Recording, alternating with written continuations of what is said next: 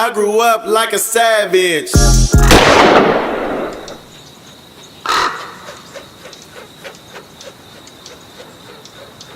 1 2 1 2. You now rocking with the No Vultures podcast. We got a special edition today. Um, we got the owner and friend of the show of Blunt and More Cannabis Club in Oakland, California, and we have Chuck Johnson of the Chuck Johnson Company and the UGL on deck today. We want to talk about some, issues concerning the community, what's been going on, and what we're gonna do to move forward.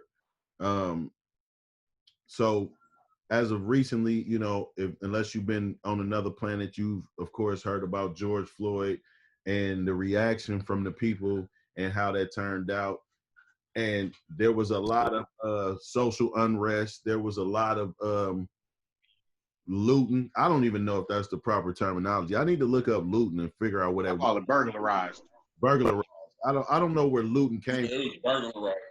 Me either. Looting. What does that mean exactly? What does that mean? Yeah. So we I actually, prior to all of this happening, predicted that something of the sorts would happen and tried to put out a PSA to our people not to disrupt our black businesses in the downtown area. Didn't even think to shout out Blunts and More, and he also didn't. He's right. Himself. We shouting out all the other businesses closer to where we thought the ruckus was going to be, and this happened to be one of the biggest uprisings ever, and it spread it out through all the cities, and then it spread it out through, it just went crazy. So we know that happened. We seen what happened to Tucky store, and I let him talk about it. But we on this interview, and we talking about this to move forward. So first of all, I just want to ask you, Tuck. People know your story. I mean, if you could just briefly run it down real quick to tell the people who you are, what you own, and what part you play in Blunts and More. I am a 24-year cannabis salesman. First ex-felon to own a dispensary anywhere in the world, which is Blunts and More. About 12, 13 blocks from where I caught my felony marijuana case in East Oakland. I'm the owner, and I guess I'm gonna say marketer, because this is what I do. I go around and tell the tales about how we can all get in this space. Yeah. That's pretty much it, bro. I've sold weed all my life, and I'm here now selling it legally. How long have you been open? We have been open since November 24, 2018. So about a year and 8 months. And of course, there's bumps and bruises in any business, but would you say overall that the dispensary has been a success through the equity program and what you expected, as far as recovering and finances and being able to because businesses, small businesses typically are in the red for quite a while, because of loan or people even spending their own money. So would you say that you have came close to being out of debt or even at a profit? I don't know exactly, because we're getting our finances done as we speak. Like, she should have been done eons ago, but that's a whole nother topic, whole nother podcast. But I know that we're doing cool. I don't know if we're out of debt yet, but we didn't have a lot of debt that we accrued from doing our thing. We took a certain amount of loan, we paid some of it off, we have a little bit left. But overall, whole encompassment of everything, we're doing great up until us getting closed. Community loves us. Media loves us. The city of Oakland loves us. Well, certain parts of the city of Oakland loves us. But as far as the equity program itself, it needs fixing terribly. We're not where we are because of the equity program. We're licensed because of the equity program. Right. But that's it. Nothing from them has been helpful at all, to be totally keeping it a band. So much so that they've had people that they hired for technical assistance that get paid from the state reach out to me and other equity owners, but I'm the only one that owns one, whatever. reached out to me to come do a training class to train the new equity owners. They didn't want to pay me. They want me to come make a training video for them that they're getting paid, and then I was just supposed to get offered lunch. So the equity program is cool, but it needs some fixing. Yeah. Like, and so I brought that up. You know what's up, though, dog? You said it straight. Oh yeah. Hell yeah. I brought that up because you know, as of recently with the COVID-19 and the George Floyd situation back to back, the world is just so much different, you know, like, I mean, The world is angry right now. the world is angry, but the world was, prior to George Floyd, the world had really changed because I talked to my parents, I talked to grandparents, everybody else grandparents. Nobody has seen anything like this in their life. Like, we all walking around with masks. Right. We doing everything. Either our favorite places that we go to make our purchases are closed, or we got to do curbside, or there's lines at the grocery store. We never lived like that. So Never. everybody's business different, including yours. It affected everybody.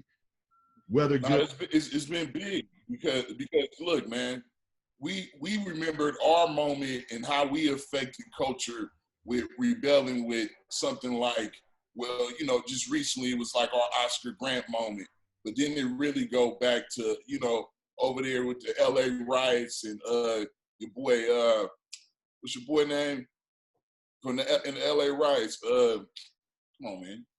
Rodney King. Rodney King? Yeah, Rodney King. Oh. Like, Rodney King, like, this, I guess the millennials first, like, real, we in this shit now. Right. OGs watch how we do. Right.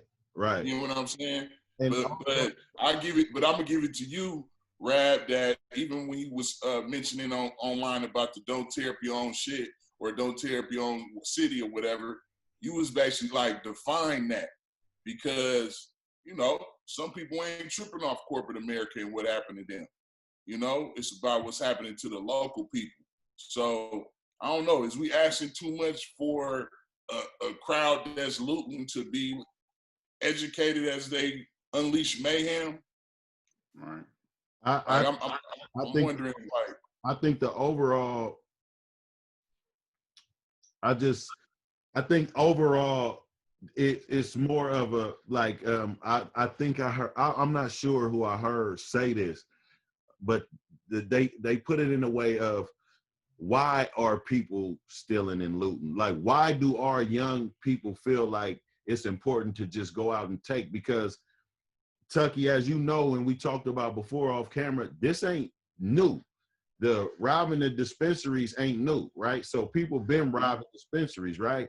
But just as minority as Tucky is, and he's an owner, think about how left out the rest of the community is in the cannabis business.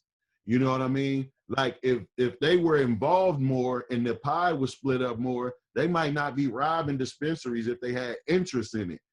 You know what I'm saying? Yep. For instance, the grow on 85th, they went through it, right? They went crazy in there. All these dispensaries. But what I'm saying is, that's in a neighborhood where there's super poor people, and there's millions of dollars being pumped out of that warehouse. You know what I mean? So the state of how our young people reacted is only because of how they're living already. It's not just like it happened that night, like, oh shit, this is the opportunity. No, they raised looking for an opportunity. You know what I mean? That's their whole entire life, like looking for an opportunity, looking for a look. Tucky, you just said the whole time you grind, you had a job. You know what I'm saying? Like, you kept a job. Like, that was like special in my time for a hustler to have a job. Like, nigga, you work?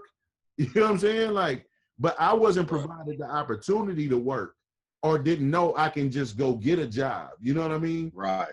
Yeah. So, that's why I missed the that's why I tell my kids, like, I missed the YEP program. That's how I got my first job, was through YEP. I worked at Roberts Park. Okay. They had a little day camp up there. I go up there, make a little breakfast for kids. I do the camp up by Skyline. First job. And I was like, well, shit. Got my first little check, went to Brown's Brothers. I'm like, well, shit, I can do this every 2 weeks. Brown's Brothers. Man, come on, man. Or I know we got paid once a month. got that 1 month check with him hours, I was like, oh, Yeah. it was on. 13 on, I've had a job. Right. Summer jobs through the city, and then once I started selling weed at 16, I worked at Lucky's. All my coworkers smoked weed. So yeah, it was like you said, these kids now are raised to steal, but they're being raised by some people our age, which is crazy. Nah, we definitely had stealers in our time, but it was some things that had morals. You know what I'm saying? But at that time, so here we go.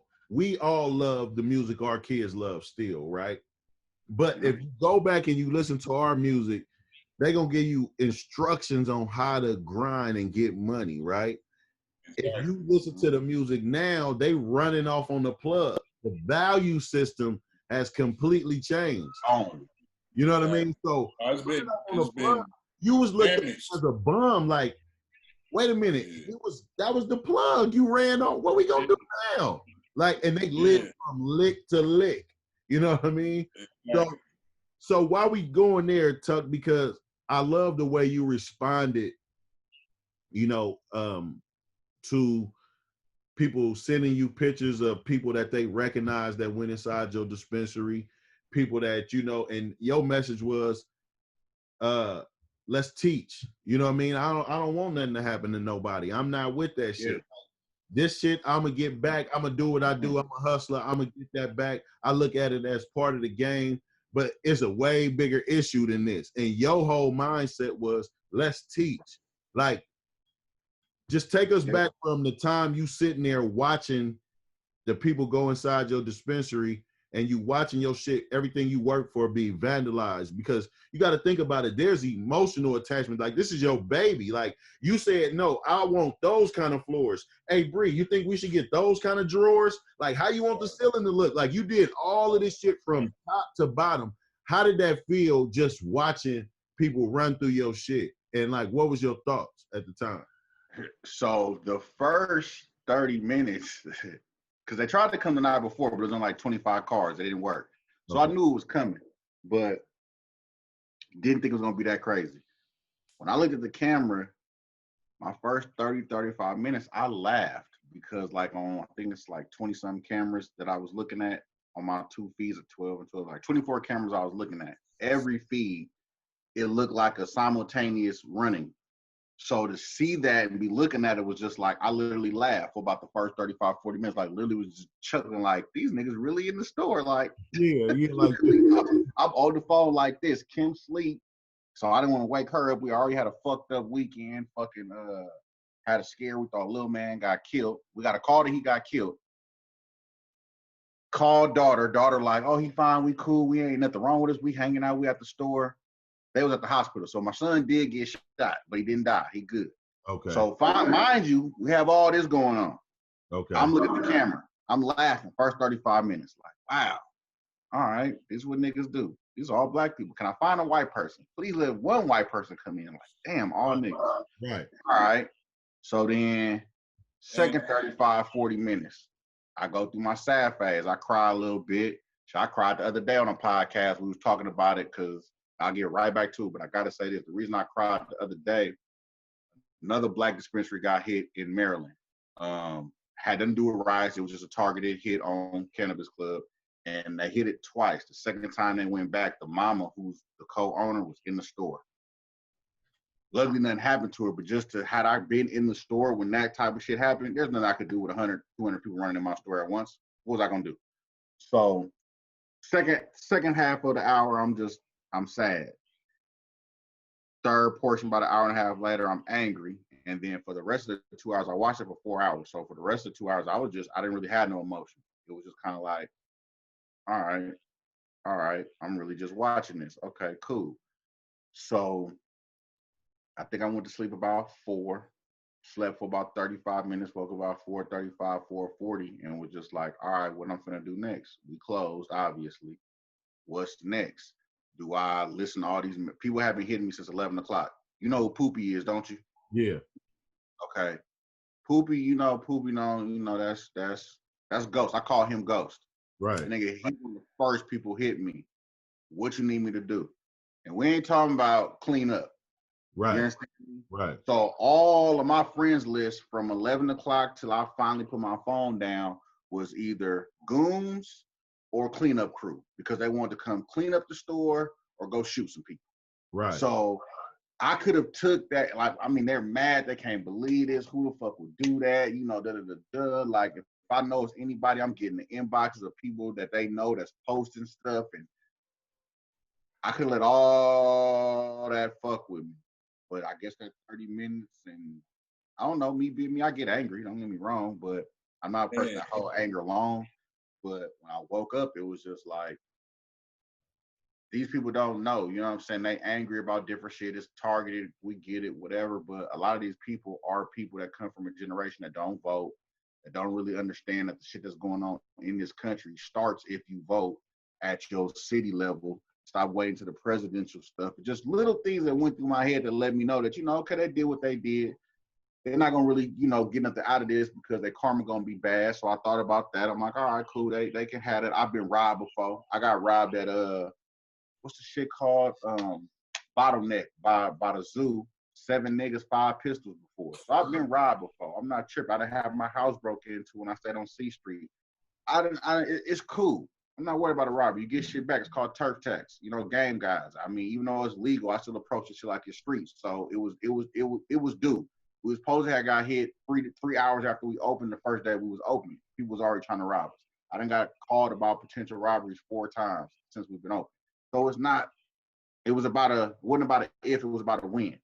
Right. It happened and it just was fucked up that they was able to do all of that. They was able to just be in the store for 6 hours, like 6-7 hours. Now it's just coming back in waves whenever they wanted to come because no police came. That's what I was gonna say. I don't mean to interrupt you, bro. Go ahead. I was gonna say, so for 4 hours, number one, for 4 hours, no police came.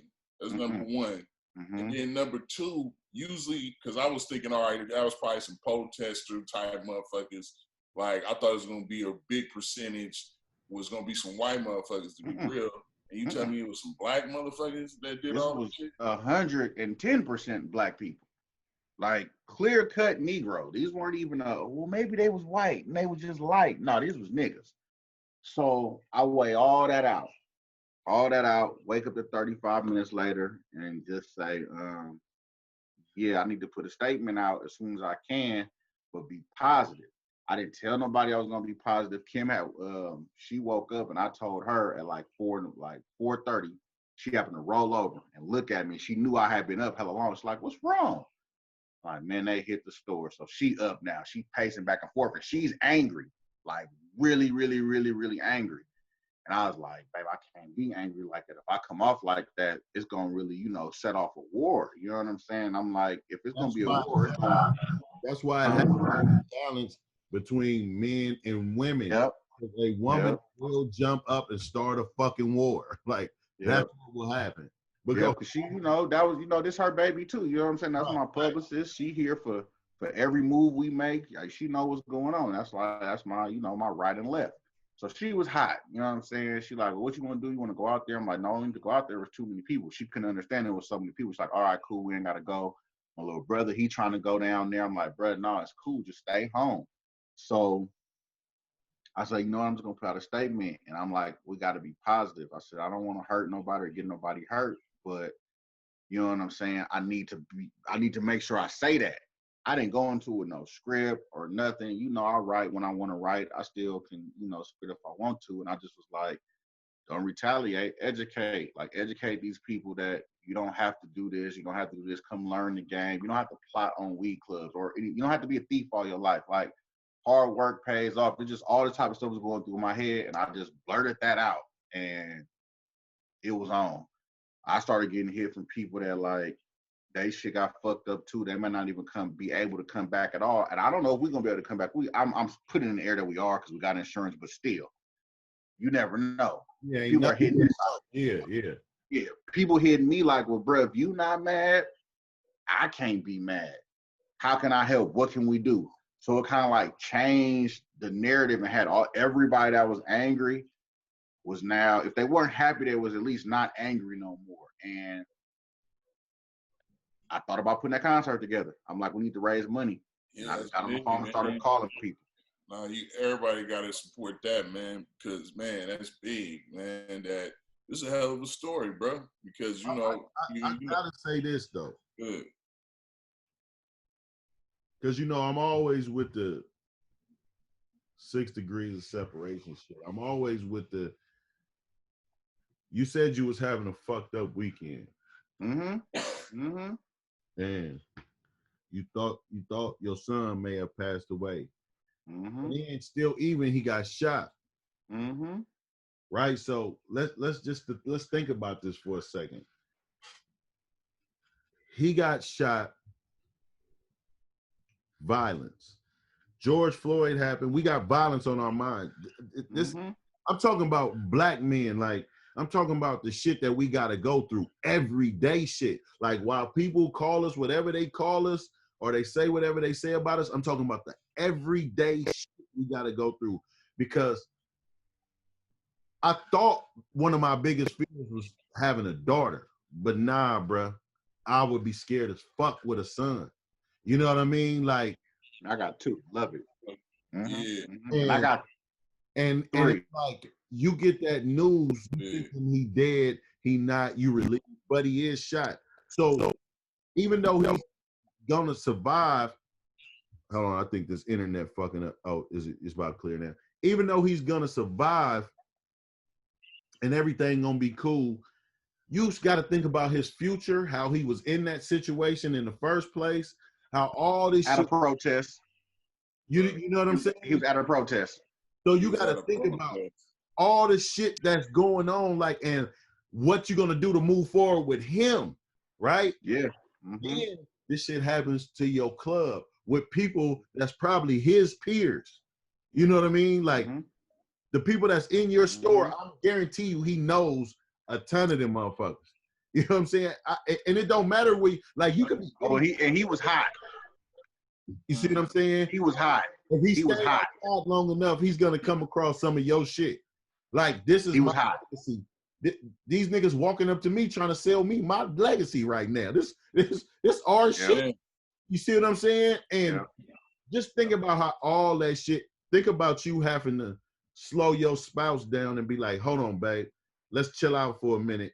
You know what I mean? Let me, you know what I mean? Just think about all those, that domino effect that could have happened. If you didn't try to, you know what I mean? If you didn't push back and like, nah, we ain't gonna turn this into no negative. I'm not gonna let this, you know what I mean? Because it could be a massacre in Oakland right now. You know what I'm saying? Yeah, again, I didn't want that. I said that when I did the video at the store. And that was on the spot. Little bro was like, man, you need to say something. I was like, all right, come on. That was literally just, I was talking because it was just the real, you know what I'm saying? We just life in general, split it amongst everybody. So I called Camille, who's works for Weed Maps and marketing, and he also owns Ankh Marketing. I called him, pitched it to him. It was just an idea. Well, first I told Kim about it. I'm like, I think I'm gonna do that. She was like, all right. And Rav, I was trying to get a concert together last year after the Delinquents Cool Water Party. I was trying to put together a Bay Area concert, but it was too many Chiefs, not enough Indians. It was gonna be, everybody wanted to be a headliner. It was like, this ain't gonna work. So as Yahweh would have it, it worked this way, and it's virtual. So COVID-19 ended up helping me indirectly. So I hit Camille, spit the idea to him. He like, shit, I might can get Weed Maps behind that. How we want to do it? I said, it's gonna have to be virtual. He like, all right, let's start. We got on it. This was Tuesday. I got hit Sunday night going into Monday.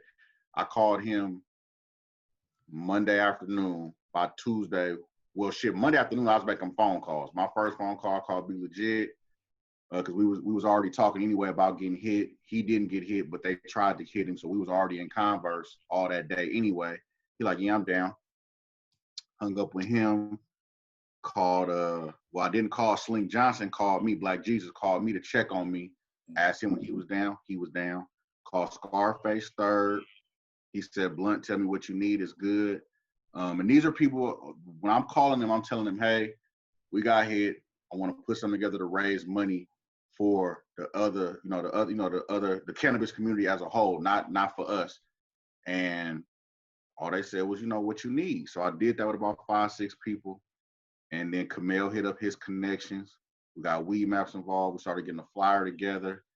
And then once we started getting confirmation from people, I called Raheem Devine. People wouldn't even think of him, but that's one of my homies. I called him like, hey, he down. He like, well, I want to do a performance. I'm like, you sure? He's like, yeah, I got my band. What you need? It's all tapped in. You got to worry about no Teddy Riley shit. We making hella jokes.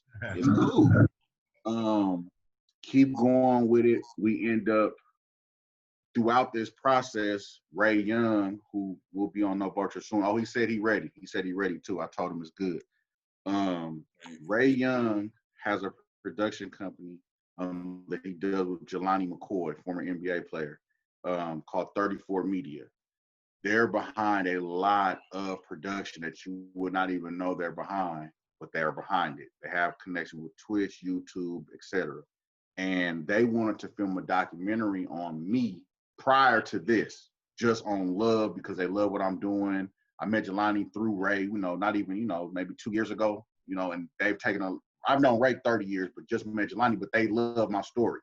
So he was like, man, we want to do this, bam, bam, bam. So when me and Camille started talking about it, I was like, well, shit, y'all got media at Weed Maps, but we need somebody to host a show to do like what I'm learning now. I can add this to my resume. Producing an online show is a cold piece of work. You got to have production in order. Like I just learned what a ROS is, a run of show. I wouldn't know none of that because I didn't have no need to know none of it. Right. Now I can add that. I love learning, so I've added this to my resume. You understand what I'm saying? So you know what I'm saying? So I'm going through all the process from the ground up. We got the production team. Lonnie and Ray say, hey man, we got some people that's on this platform called Push. They can do A, B, and C. They can get you live streamed to everybody in the world at the same time, simultaneously, all kinds of stuff. They got the bandwidth, bam, bam, bam. And we offer it to you at whatever cost somebody else offered you and give you double the work.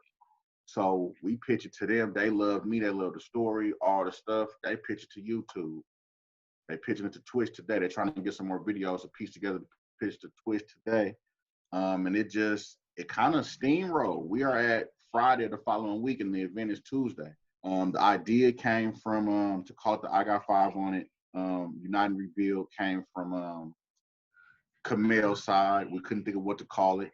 He called me like, hey man, you think Yuck Mouth would be okay with us calling it that? I called Yuck Mouth, and he was doing his podcast live, answered the phone, and then we was talking on his live show about the thing. He like, yeah, let's do it. Tell me what you need. You can call it I Got Five on it. I'll get Cuzzo Fly.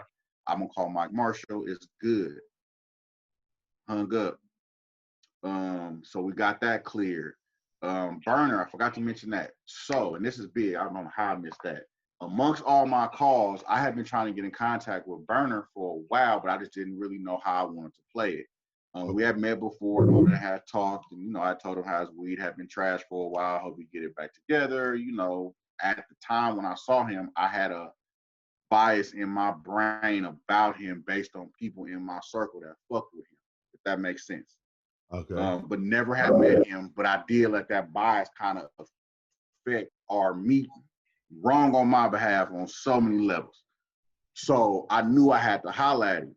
Didn't know that this instance was going to cause us to have to holler, but I seen how his club got hit, we got hit. I seen him comment on our page about, like, stay strong, brother, etc. And I was like, man, I need to reach out to brother. So I hit Henderson, who is his security guard, and then I hit up Hen connected me with Bill. And I hit Bill and was like, hey, man, I need to talk to Byrne. Byrne called me. So he was number 5 on my list that I talked to about the thing. I told him about it. We had a power conversation. I'm like, look, bro, I'm 40, you 36. You from Frisco, I'm from Oakland. I said, you were the person who everybody thought stole my name because I was the cookie man from 2001 to 2000 now.